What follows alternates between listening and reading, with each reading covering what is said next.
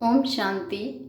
21 जनवरी 1980 की अव्यक्त वाणी में अव्यक्त बाप दादा ने बताया है बाप को प्रत्यक्ष करने की विधि।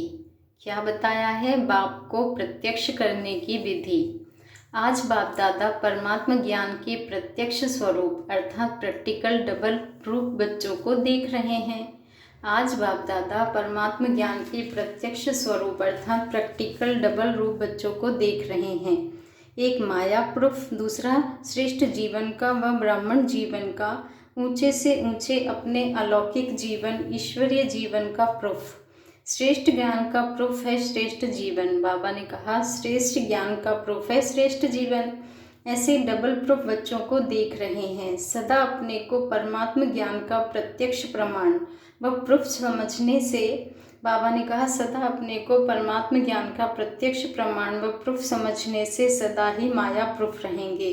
अगर प्रत्यक्ष प्रमाण में कोई कमजोरी होती है तो परमात्मा ज्ञान का भी जो चैलेंज करते हो उसको मान नहीं सकेंगे। क्यों? क्योंकि आजकल साइंस के युग में हर बात के प्रत्यक्ष प्रमाण व प्रूफ के द्वारा ही समझना चाहते हैं। बच्चे सुनने सुनाने से निश्चय नहीं करते, परमात्मा ज्ञान को निश्चय करने के लिए प्रत्यक्ष प्रूफ देखना चाहते हैं। प्रत्यक्ष प्रूफ है आप सबका जीवन। बाबा ने क्या कहा? प्रत्यक्ष प्रूफ क्या है? आप सबका जीवन। जीवन में भी यही विशेषता दिखाई दे जो आज तक कोई भी आत्मज्ञानी महान आत्माएं कर ना सकी हो, बना ना सकी हो। ऐसी असंभव से संभव होने वाली बातें परमात्मा ज्ञान का प्रत्यक्ष प्रमाण है। सबसे बड़ी असंभव संभव होने वाली बात प्रवृत्ति में रहते पर वृत्ति में रहना।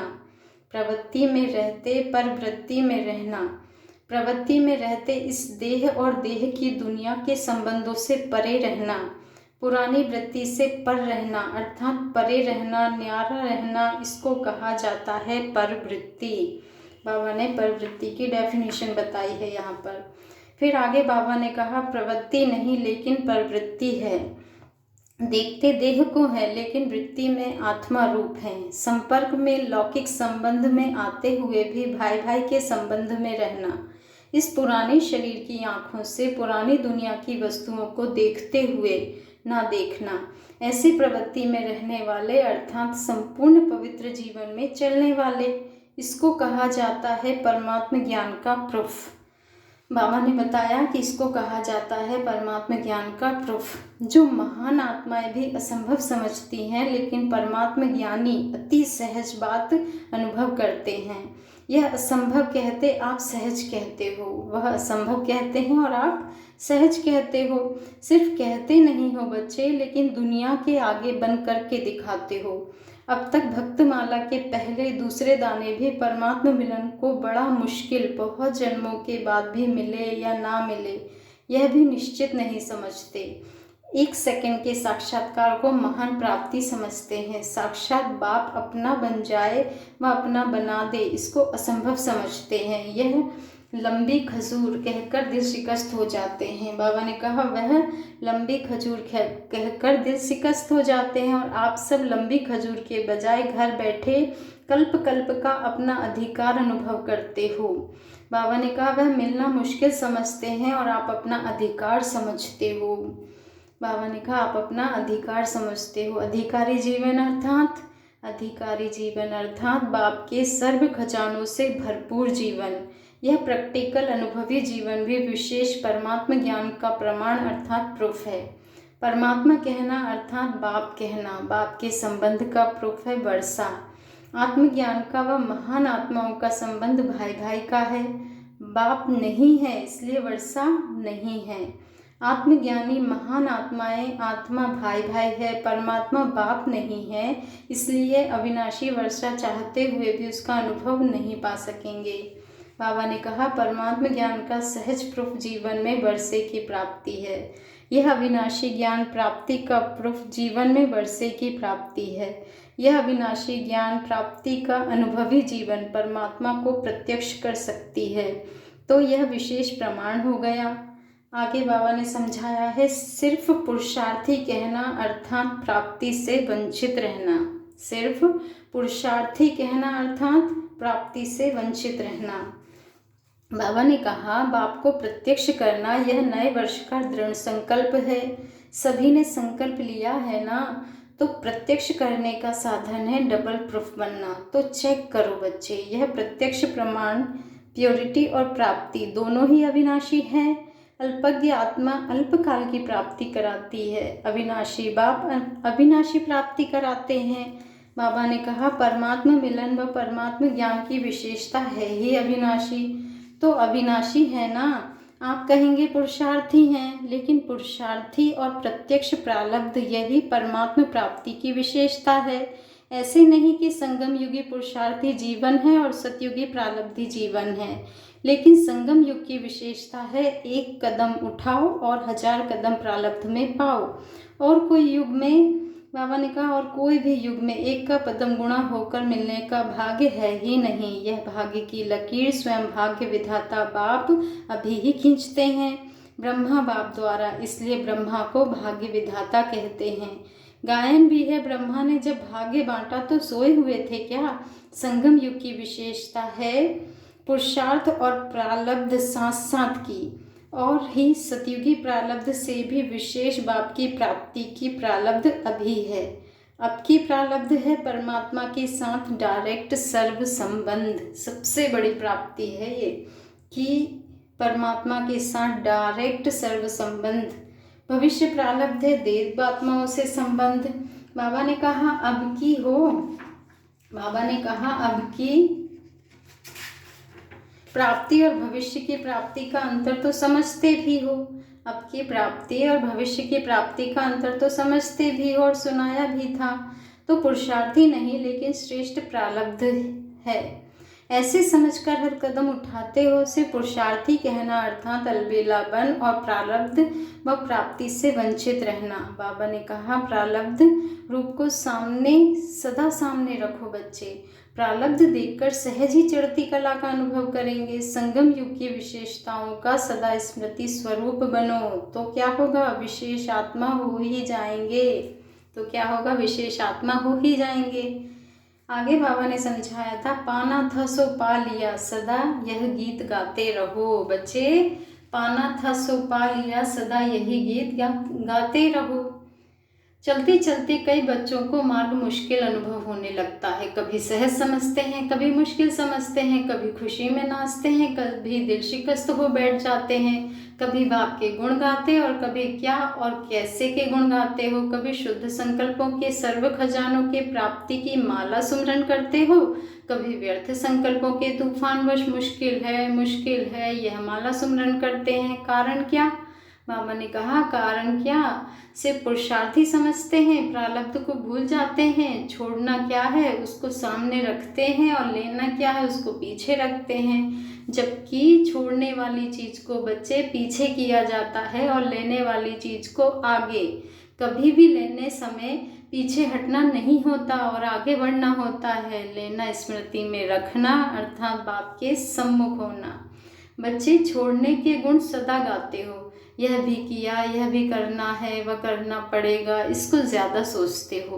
क्या मिल रहा है वह प्रारब्ध क्या बन रही है उसको कम सोचते हो, इसलिए व्यर्थ का वजन भारी हो जाता है।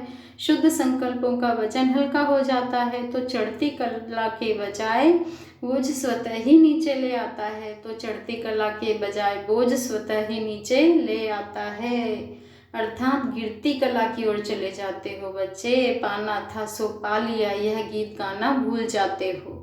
बाबा ने कहा यह एक गीत भूलने से अनेक प्रकार के घुटके खाते हो। गीत गाओ तो घुटके भी खत्म हो, झुटके भी खत्म हो जाए। बाबा ने कहा जैसे स्थूल गीत भी आपको जगाता है ना, यह विनाशी गीत गाते रहो। कौन सा विनाशी गीत बच्चे, पाना था सो पा लिया, और प्राप्ति की खुशी में नाचते रहो, गाते रहो, नाचते रहो, तो घुटके और झुटके सब खत्म हो जाएंगे। ऐसे डबल प्रूफ प्रत्यक्ष प्रमाण द्वारा बाप को प्रत्यक्ष करेंगे। यह है प्रत्यक्ष करने की विधि, जो चलते फिरते प्रत्यक्ष प्रमाण रूपी चैतन्य संग्रहालय रूप बन जाओ और चलता फिरता प्रोजेक्टर बन जाओ। बाबा ने कहा चरित्र निर्माण प्रदर्शनी बन जाओ, तो जगह जगह पर प्रदर्शनी और म्यूजियम हो जाएंगे। खर्चा कम और सेवा ज़्यादा हो जाएगी। खुद ही प्रदर्शनी बनो, खुद ही गाइड बनो। कितनी अच्छी बात बोली बाबा ने कि खुद ही प्रदर्शनी बनो, खुद ही गाइड बनो। आजकल चलती फिरती लाइब्रेरी प्रदर्शनियाँ बनाते हैं ना, तो 60,000 ब्राह्मण, 60,000 चलते फिरते प्रदर्शनियाँ म्यूजियम हो जाएं तो प्रत्यक्षता कितने में होगी बच्चे, समझा। बाबा ने कहा इस वर्ष 60,000 मूविंग प्रदर्शनियाँ और प्रोजेक्टर सारे विश्व के चारों ओर फैल जाओ तो इकोनॉमी की एडवर्टाइजमेंट हो जाएगी। खर्चा करना नहीं पड़ेगा बच्चे, लेकिन खर्चा देने वाले आ जाएंगे। खर्चे के बजाय इनाम मिलेगा। गुजरात तो बड़ा है ना, संख्या में तो बड़ा है ही बच्चे, अब साक्षात रूप में भी बड़े बनकर दिखाना। गुजरात की धरनी अच्छी है, जहाँ धरनी अच्छी होती है वहाँ बीज पावरफुल डाला जाता है। पावरफुल बीज है बारिश क्वालिटी का बीज। ऐसे बारिश का बीज डाल फल निकालो। फलीभूत धरनी अर्थात सबसे श्रेष्ठ फल देने वाली। क्वांटिटी तो बहुत अच्छी है, क्वालिटी भी है, लेकिन और निकालो। एक एक क्वालिटी वाले को बारिश ग्रुप का सबूत देना है। गुजरात में सहज निकल भी सकते हैं। यह विस्तार ज़्यादा हो रहा है, इसलिए बारिश छिप गए हैं। अब उनको प्रत्यक्ष करो बच्चे, समझा। गुजरात को क्या करना है, दूसरे संपर्क में लावे और संबंध में लाओ।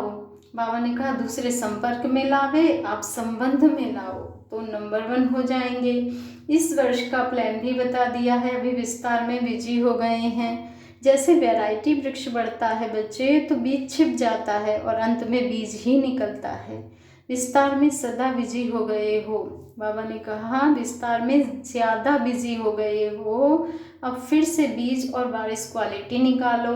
तो आदि में सो अंत में, जो आदि में सो अंत में करो। सदा खुशी में नाचने वाले, प्राप्ति के गीत गाने वाले, प्रत्यक्ष फल को अनुभव करने वाले, अपने को प्रत्यक्ष प्रमाण बनाकर बाप को प्रत्यक्ष करने वाले, ऐसे डबल प्रूफ श्रेष्ठ आत्माओं को बाप दादा का याद प्यार और नमस्ते। और रूहानी प्यारे प्यारे बाप दादा को भी दिल से हम बच्चों का याद प्यार और नमस्ते। शुक्रिया बाबा, शुक्रिया। आगे बाबा ने महादानी अर्थात सदा अखंड लंगर चलता रहे पार्टियों के साथ मुलाकात की है, उसमें समझाया है महादानी अर्थात सदा अखंड लंगर चलता रहे। फर्स्ट पॉइंट में बाबा ने कहा इस ब्राह्मण जीवन का लक्ष्य ही है नर से नारायण बनना व श्री लक्ष्मी बनना।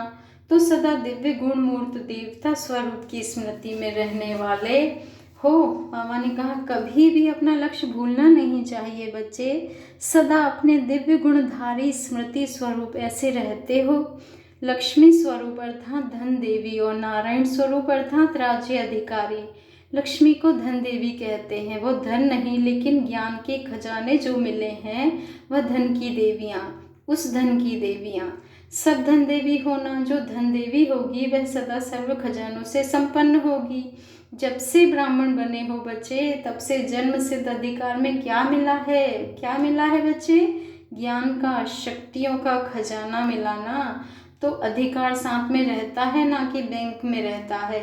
बैंक में रखेंगे तो खुशी नहीं होगी। बाबा ने कहा बैंक में रखना अर्थात यूज़ ना करना, किनारे करना।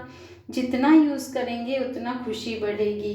इस खजाने को साथ में रखने से कोई भी खतरा नहीं है। जब महादानी वरदानी बनना है तो लॉकर में कैसे रखेंगे, इसलिए रोज अपने मिले हुए खजानों को देखो और यूज़ करो।